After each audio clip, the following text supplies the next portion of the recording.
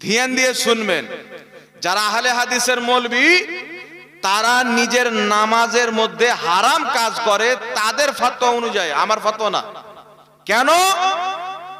আহলে হাদিসদের মৌলবি এখন বলছে যে মিনহা খালাকনাকুম বলে এই আয়াতটি পাঠ করে মাটি দেওয়া হারাম। এ বলে কি বলে না? কথা বলেন, বলে কি বলে না?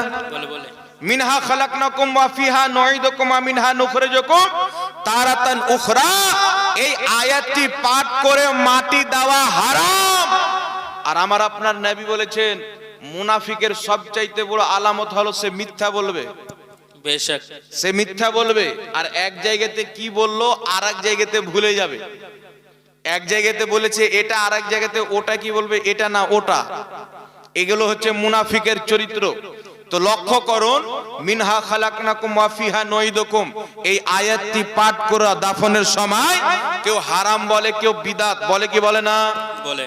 এখন আপনাদেরকে বলছি শুনেন, সুনানুল কুবরার মধ্যে হাদিস, হাকিম আল মুস্তাদরাকের মধ্যে হাদিস, আপনার কানজুল উম্মাল কিতাবের মধ্যে হাদিস, আমার জানা মতে 20টা চাইতে বেশি কিতাবের মধ্যে এই হাদিসটি বর্ণিত হয়েছে। হাদিসের কিতাবের মধ্যে, তাফসীরের কিতাবের মধ্যে, অসংখ্য কিতাবের মধ্যে হাদিসটি বর্ণিত হয়েছে। নবী পাক সাল্লাল্লাহু আলাইহি ওয়াসাল্লামের বেটি হযরতে উম্মে কুলসুম রাদিয়াল্লাহু তাআলা আনহাকে ইন্তেকাল যখন তিনি করলেন, আমার আপনার নবী তিনার দাফন করার সময় উম্মে কুলসুমকে দাফন করার টাইমে মিনহা খালাকনাকুম ওয়া ফিহা নুঈদুকুম ওয়া মিনহা নুখরিজুকুম তারাতান উখরা আমার আপনার নবী নিজেই পাঠ করলেন। জোরে বলুন সুবহানাল্লাহ। সুবহানাল্লাহ, সুবহানাল্লাহ। বেশক এখন বিষয় হচ্ছে হাদিসটি জয়ীফ। এখন বিষয় হচ্ছে কি, হাদিসটি জয়ীফ। এইবার জয়ীফ হাদিস কাকে বলে একটু ধ্যান দিয়ে বুঝবেন। এই ছেলেটা আছে আমার পাশে, এই ছেলেটা আপনাদের গ্রামের ইমাম, কিছুক্ষণের জন্য ধরলেন। আপনাদের গ্রামের ইমাম সাহেব, ইমামদের বেতন কম না বেশি? খুব কম, সংসার চালানো দায় হয়ে যায়, কিন্তু আল্লাহ তার রহমতে চালিয়ে দেয়। তো ইমাম সাহেবের বাড়ি আছে, বাড়ির উপরে ছাদ নাই, কি আছে? টালি আছে, টালি। বৃষ্টির সঙ্গে সিল পড়ে পড়ে টালিগুলো ফুটো ফুটো হয়ে গেছে। তো খুব বৃষ্টি হচ্ছে, ইমাম সাহেবের বাড়িতে ফুটোগুলো দিয়ে পানি পড়ছে, ইমাম সাহেবের বিছানা টিছানা সব ভিজছে। তো বাইরের থেকে একটা লোক যাচ্ছে, ওর বাড়িও নাই, বাড়ি তো দূরে থাক, ওর পরনে কাপড়ও নাই, শুধু মাজার নিচ থেকে হালকা কাপড় আছে, যাকে আপনারা জাঙ্গিয়া বলেন, এইটুকু কাপড় আছে। মৌলভী সাহেবের বাড়ির দিকে তাকাচ্ছে আর হাসছে। মৌলভী সাহেবের বাড়ি দেখো সব ফাটা ভিজছে, খুব হাসছে, মজা নিচ্ছে। আপনাদের গ্রামের মন্ডল গিয়ে বলছে কি হলো রে, তুই মৌলভী সাহেবের বাড়ি দেখছিস আর হাসছিস কেন? বলছে ইমাম সাহেব, মৌলভী সাহেব মানুষ, খাওয়া দাওয়া মাংস বাদে কিছু খাই না, আর বাড়ি দেখো না ফোটা ফোটা পানি পড়ে, বাড়িতে পানি পড়ছে। তো গ্রামের মন্ডল বলছে এই বোকা, ওর তো ভাঙা বাড়ি আছে রে, তোর কাছ তো ওটাও নাই, তুই তো উলুঙ্গা ন্যাংটা বাবা ভিজছিস রাস্তাতে, তোর কাছে কি আছে? তো মিনহা খালাকনাকুম ওয়া ফিহা নুঈদুকুম ওয়া মিনহা নুখরিজুকুম তারাতান উখরা বলে মাটি দেওয়া জায়েজ, এর পক্ষে জয়ীফ হাদিস আছে, কিন্তু মাটি দেওয়া এটা বলে হারাম বা বিদআত, এই উলুঙ্গ ওয়াহাবিদের কাছে এটা কিছুই নাই। এ ন্যাংটা রাস্তাতে ভিজছে, বেশক ওর বাপ পর্যন্ত একটা জাল হাদিস যদি দেখিয়ে দেয় যে মিনহা খালাকনাকুম বলে মাটি দেওয়া হারাম, বা কোন ইমামের একটা ফাতোয়া যদি দেখিয়ে দেয়, এই ন্যাংটা ওয়াহাবিদের সারা জীবন ভর আমি গোলামি করবো, কিন্তু ওর বাপ পর্যন্ত দেখাইতে পারবে না, কিয়ামতের সকাল পর্যন্ত দেখাতে পারবে না। তো জয়ীফ হাদিসের মানে বুঝতে পারলেন জয়ীফ হাদিস কাকে বলে? আমল করার জন্য কিছু তো আছে, কিছু তো আছে।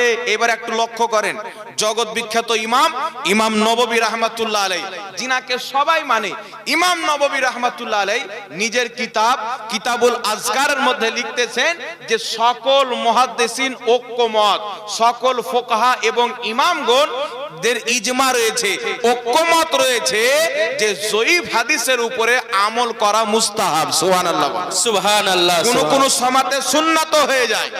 সকল মুহাদ্দিসের ঐক্যমত, জগৎ বিখ্যাত ইমাম, ইমাম ইবনে হাজার আসকালানী রাহমাতুল্লাহ আলাইহি, যিনাকে সবাই মানেন, তিনি বলেছেন জয়ীফ হাদিসে আমল করা জায়েজ।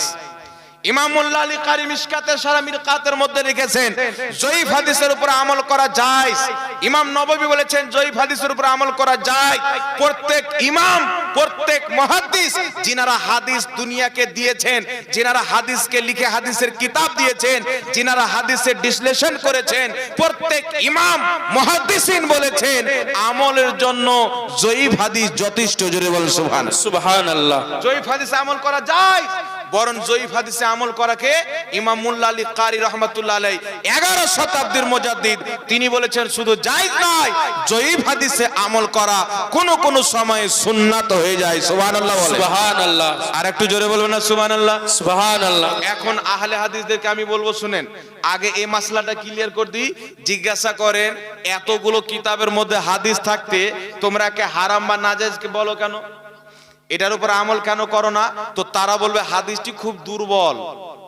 খুব লাগাবে, মানে খুব শব্দটা লাগিয়ে পাবলিককে বুঝাবে যে হাদিসই লয়, কিন্তু জয়ীফ হাদিসও হাদিস।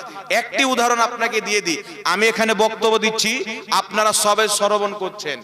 আমার বক্তব্য দেওয়ার পরে সকালবেলা এই ছেলেটা এবং এই দেখছেন হযরত বসে আছেন, দুই একজন মাওলানা গিয়ে অন্য গ্রামের মুফতি সাহেবকে বলছেন হুজুর জাহাঙ্গীর মুফতি ঝাড়খণ্ড থেকে এসেছিল, নিজের বক্তব্যতে এটি এটি কথা বলেছেন। ওই মুফতি সাহেব দেখছেন চেহারাতে দাড়ি, চেহারাতে নূর টুপি আছে, ইমাম সাহেব 5 ওয়াক্তের নামাজ পড়ে, তো উনি লিখে দিলেন কথাটা সহি। এবার আপনার মতন একজন লোক যাচ্ছে দেখছে ওই একই ইমাম সাহেবকে একই কথা বলছে, হুজুর জাহাঙ্গীর মুফতি এসে এইগুলো কথা বলেছে আমাদের জালসায়। ওই ইমাম সাহেব দেখছেন মাওলানা সাহেব মুফতি সাহেব এর চেহারাতে দাড়ি নাই, এ 5 ওয়াক্তের নামাজ পড়ে না, দিনে 36,000 মিথ্যা কথা বলতে পারে। তখন কি লিখে দিল যে কথাটি দুর্বল। বুঝতে পারছেন কথা? কিন্তু কথাটি একই। বর্ণনাকারী পরহেজগার মুত্তাকি শক্তিশালী হওয়ার কারণে হাদিসটি সহিহ, আর বর্ণনাকারী দুর্বল হওয়ার কারণে হাদিসটি জয়ীফ। কিন্তু জয়ীফ হাদিস যে একেবারে হাদিসই না, এটা শরীয়তের বিধান না, এটা শরীয়তের বিধান না। তারপরে শুনেন, একজন আহলে হাদিসের সঙ্গে আমার তর্ক হলো। মৌলভী সাহেব বলছেন জয়ীফ হাদিস, তাই জয়ীফ হাদিস আমল করা যাবে না, হারাম আছে, বিদআত আছে, নাজায়েজ আছে। আমি তাকে বললাম শুনো, তাহলে বুকের উপরে হাত বাঁধার কোন সহি হাদিস নাই, তাহলে তোমাদের ফতোয়া অনুযায়ী তোমরা নামাজের মধ্যে বুকের উপরে হাত বেঁধে হারাম কাজ করো, নাজায়েজ কাজ করো, বিদআত কাজ করো, তো বুঝা গেল তোমাদের নামাজই হারাম। সুবহানাল্লাহ। বেশক। যেটা সবচাইতে বড় ইবাদত, নামাজই যদি হারাম হয়ে যায় তাহলে ওদের ঈমান হারাম আছে কি নাই বলেন? আর কিছু ঠিক থাকবে? যার নামাজই ঠিক নাই আর কিছু ঠিক থাকবে? জোরে বলেন ঠিক থাকবে? তাহলে কি বুঝা গেল? তাদের ফতোয়া অনুযায়ী নামাজের মধ্যে তারা হারাম কাজ করে, বুকে হাত বেঁধে। কারণ বুকের উপরে হাত বানার কোনো সহি হাদিস নাই, হ্যাঁ জয়ীফ হাদিস আছে। তাহলে জয়ীফ হাদিস আমল করা যদি হারাম থাকে, তো বেটা তোমরা নামাজের মধ্যে হারাম কাজ করছো। কিন্তু শুনো, মিনহা খালাকনাকুম ওয়া ফিহা নুঈদুকুম ওয়া মিনহা নুখরিজুকুম তারাতান উখরা। দাফন করার সময় এই আয়াতটিকে পাঠ করা, আমি কি বলবো, এই জন্য আমরা বলে থাকি যেখানে জ্ঞান থাকে সেখানে ওয়াহাবি থাকে না, যেখানে ওয়াহাবি থাকে সেখানে জ্ঞান থাকে না। কারণটি কি? কুরআন তো পড়তে জানো না, হাদিস তো বুঝতে পারো না, তোমরা বাপ-দাদার কিতাবও পড়ো না। আহলে হাদিসদের সবচাইতে বড় মুফতি, মুফতি আজমে সৌদিয়া ইবনে বাজ, আহলে হাদিসদের সবচাইতে বড় মুফতি, নিজের ফতোয়ার কিতাব মাজমুয়া ফাতাওয়ার মধ্যে সৌদি আরবে তাকে জিজ্ঞাসা করা হলো সওয়াল, মিনহা খালাকনাকুম ওয়া ফিহা নুঈদুকুম ওয়া মিনহা নুখরিজুকুম তারাতান উখরা ইনদা দাফন। দাফন করার সময় এই আয়াতটি পাঠ করা কি? তো জবাব দিচ্ছেন হাজা সুন্নাতুন।